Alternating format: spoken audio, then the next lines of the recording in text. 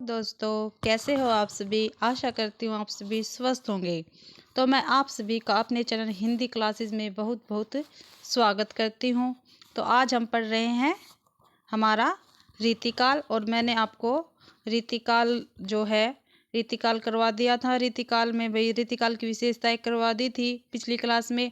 रीतिबद्ध काव्य करवा दिया था कंप्लीट, ठीक है। और सर्वांग निरूपण ग्रंथ करवा दिए थे, छंद निरूपक ग्रंथ करवा दिए थे, रस निरूपक ग्रंथ करवा दिए थे, अलंकार निरूपण ग्रंथ करवा दिए थे, और मैंने आपको करवा दिए थे भाई, ठीक है, ये कवि करवा दिए थे भूषण केशव भूषण चिंतामणि, ठीक है, मतीराम। जो रीतिबद्ध काव्य के अंतर्गत आते थे वो मैंने सारे कवि आपको करवा दिए थे। तो आज हम करेंगे हमारा रीति सिद्ध काव्य, ठीक है भाई। क्या करेंगे? रीति सिद्ध काव्य, ठीक है। तो हम करने जा रहे हैं रीति सिद्ध काव्य, ठीक है। रीति सिद्ध काव्य के अंतर्गत भाई मैंने आपको बताया है हमारे 3 कवि आते हैं, ठीक है। उसमें से सबसे प्रमुख है बिहारी। क्या है? बिहारी, ठीक है। देखो भाई, सतसई परंपरा पर आधारित पहला ग्रंथ कौन सा है? हितरंगिणी, और ये किसका है? कृपाराम का, ठीक है। आप सभी को पता है बिहारी सतसई जो है, ठीक है, उस पर पहला सतसई परंपरा पर आधारित पहला ग्रंथ कौन सा है? हितरंगिणी, और वो किसका है? कृपाराम का, ठीक है। जो बिहारी है वो किसके आश्रयदाता थे? ठीक है, जो बिहारी थे वो महाराजा जयसिंह के आश्रयदाता कवि थे, ठीक है। यानी महासिंह, जो महाराजा जयसिंह है उनके दरबार में बिहारी जी रहते थे, ठीक है। फिर इन्होंने बिहारी सतसई की रचना की, ठीक है। उसमें 713 और 719 दोहे हैं, ठीक है। कहीं कहीं पे 713 भी माने गए और 719 भी दोहे माने गए हैं। आज तक कभी ऐसा नहीं हुआ जिसमें पेपर में पूछा जाए कि बिहारी सतसई में कितने दोहे हैं और दोनों ऑप्शन हो। नहीं, एक ही ऑप्शन मिलेगा, चाहे तो आपको 713 मिलेगा या आपको 719 दोहे मिलेंगे, ठीक है। फिर 600 दोहे श्रृंगारिक है। देखो भाई, जो बिहारी सतसई है इसके अंदर 600 दोहे तो क्या है? श्रृंगारिक है, और अन्य दोहे क्या है? नीतिपरक है, ठीक है। जो बिहारी सतसई है उसके अंदर 600 दोहे श्रृंगारिक है, और जो अन्य है वो क्या है? नीतिपरक दोहे हैं, ठीक है।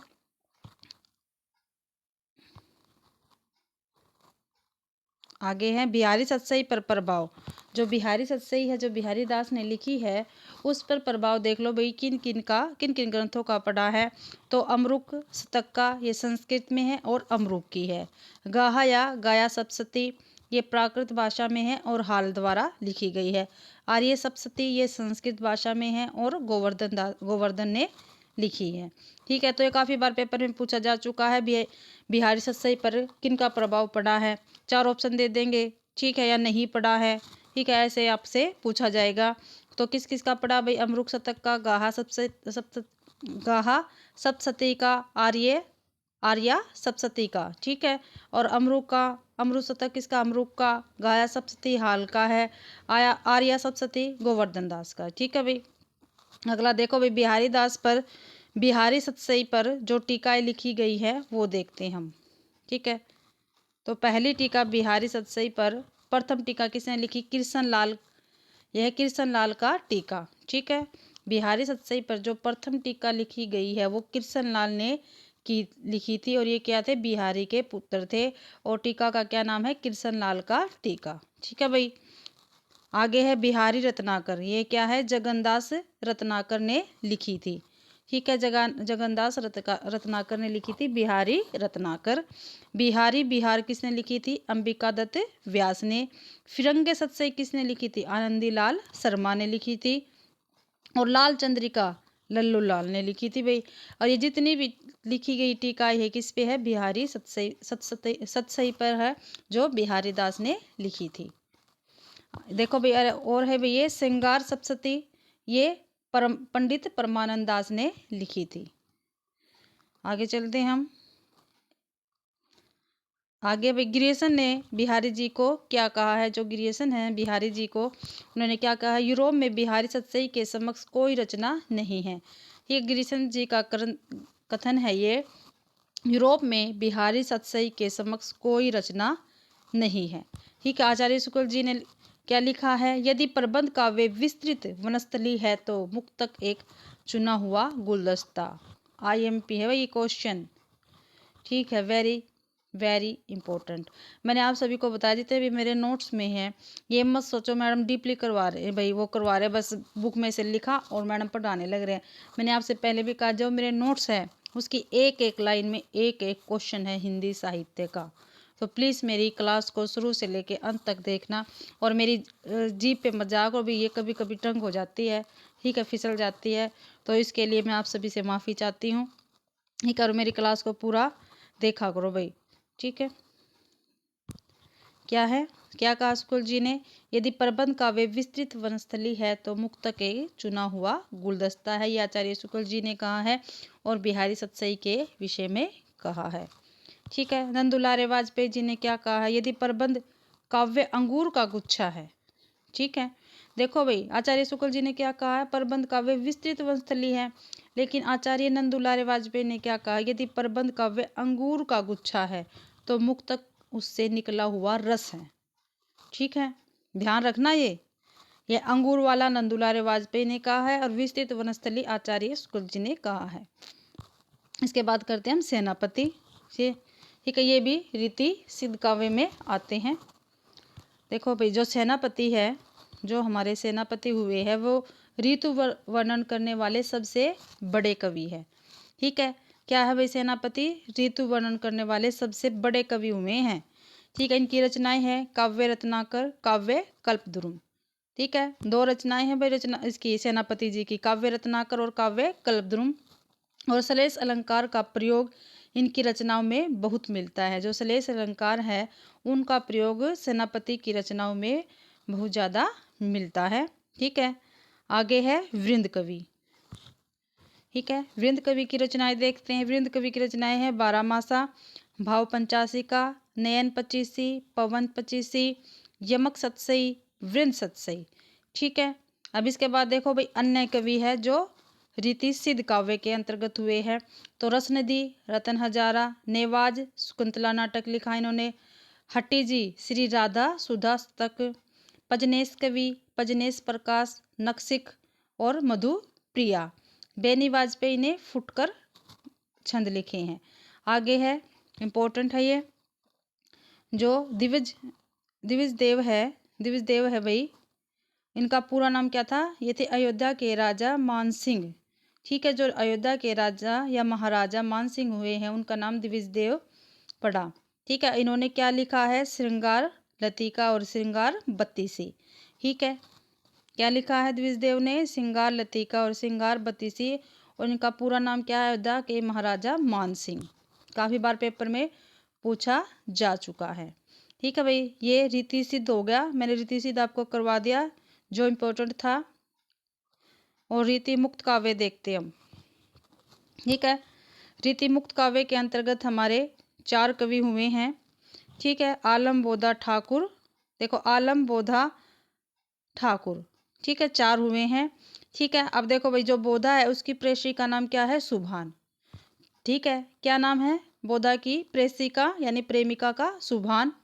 ठीक है, और इनका नाम क्या था बोधा का, बुद्धिसेन नाम था। ठीक है, क्या नाम था बोधा का, बुद्धिसेन। और बोधा नाम पन्ना नरेश ने इनको दिया था। ठीक है भाई, ये बोधा से क्लियर हुआ। क्या बोधा का नाम, बोधा की प्रेमिका का नाम सुभान था और बुद्धिसेन इनका नाम था। बोधा नाम पन्ना नरेश ने इनको दिया था। अब है बोधा की रचनाएं। ठीक है, जो इम्पोर्टेंट है भाई, इम्पोर्टेंट है वीरावारिस, इश्कनामा। ठीक है, ये किसकी है, बोधा की रचनाएं। इश्कनामा को विरही सुभान दंपत्ति विलास भी कहा जाता है, इसका अन्य नाम है विरही सुभान दंपत्ति विलास। ये किसको कहा जाता है, इश्कनामा को। ठीक है, आगे है ठाकुर बुंदेलखड़ी। ठीक है, ठाकुर बुंदेलखड़ी है, शुक्ल जी के अनुसार इनको इन नामों से पुकारा जाता है, असली वाले ठाकुर, असनी वाले ठाकुर और ठाकुर बुंदेलखड़ी। ठीक है, 3 प्रकार के ठाकुर हुए हैं भाई हमारे यहाँ पे और इनको इस नाम से जाना जाता है। और जो हम पढ़ रहे हैं ये रीति मुक्त काव्य में ये है ठाकुर बुंदेलखड़ी। ठीक है, तो शुक्ल जी के अनुसार 3 ठाकुर माने गए हैं, एक असली वाले ठाकुर, एक असनी वाले ठाकुर और ठाकुर बुंदेलखड़ी। तो हम ठाकुर बुंदेलखड़ी को ठीक है पढ़ रहे हैं। तो इसकी रचनाएं हैं ठाकुर स्तक, ठाकुर ठसक। ठीक है, इसके बाद है आलम। ठीक है, जो आलम है उसकी प्रेसिका क्या नाम है, प्रेमिका का, शेख नाम रंगजीन। ठीक है, रंगरेजिन। ठीक है, शेख नाम रंगरेजिन। ठीक है, इसकी रचनाएं हैं आलम की आलम केली, माधवानल कामकंदला, श्याम स्नेही और सुदामा चरित्र। ये इसकी रचनाएं हैं आलम की, आलम केली, माधवानल कामकंदला, श्याम स्नेही और सुदामा चरित्र। ठीक है, प्रेम की पीर या इश्क का दर्द इनके एक एक वाक्य में पाया जाता है। शुक्ल जी ने आलम के बारे में लिखा है। क्या लिखा बिस्कुल जी ने, प्रेम की पीर या इश्क का दर्द इनके एक एक वाक्य में पाया जाता है। आगे है घनानंद। घनानंद को देखते हैं भाई।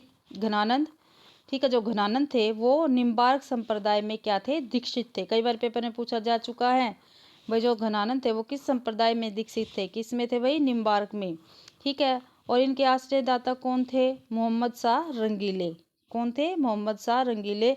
और इनकी प्रेमिका का नाम इंपॉर्टेंट है, सुजान। और मृत्यु नादिर शाह के सिपाहियों द्वारा हुई थी। ठीक है भाई।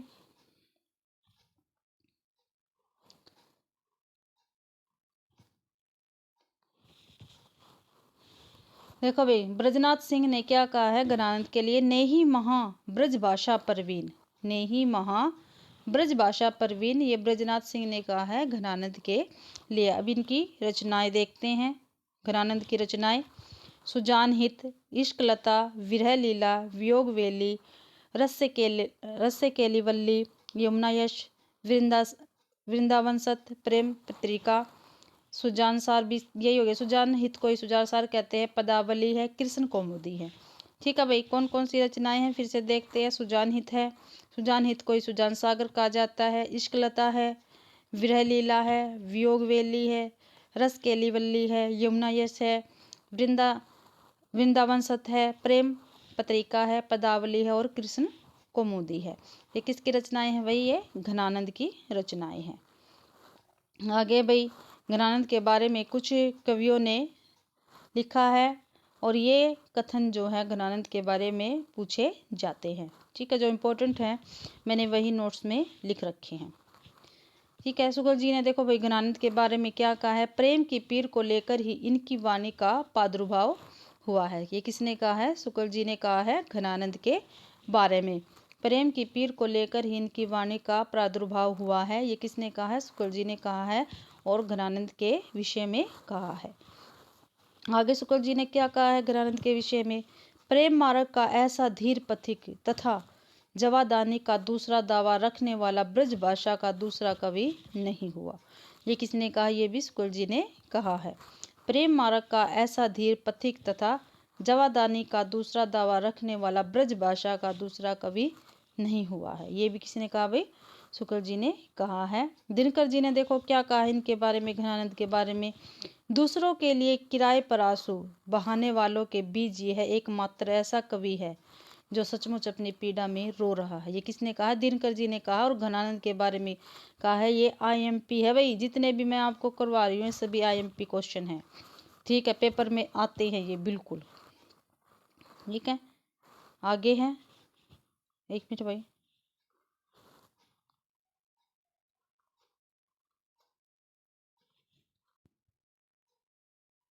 तो हाँ भाई, यहीं पे हमारा रीतिकाल कंप्लीट होता है। मैंने आपको तीनों के बारे में बता दिया। जो रीति काव्य धाराएं हैं रीतिकाल में, रीतिबद्ध, रीति सिद्ध, रीति मुक्त। ठीक है, मैंने इसको आपको कंप्लीट बता दिया। जो इम्पोर्टेंट है मैंने वही अपने नोट्स में लिया है और वही आपको करवाया है। अगर आपको मेरी ये क्लास पसंद आती है तो कृपया करके मेरे चैनल को सब्सक्राइब कीजिए, मेरे वीडियो को लाइक कीजिए, कमेंट कीजिए और ज़्यादा से ज़्यादा मेरी वीडियो को शेयर कीजिए। आप सभी का मेरी वीडियो देखने के लिए बहुत बहुत धन्यवाद।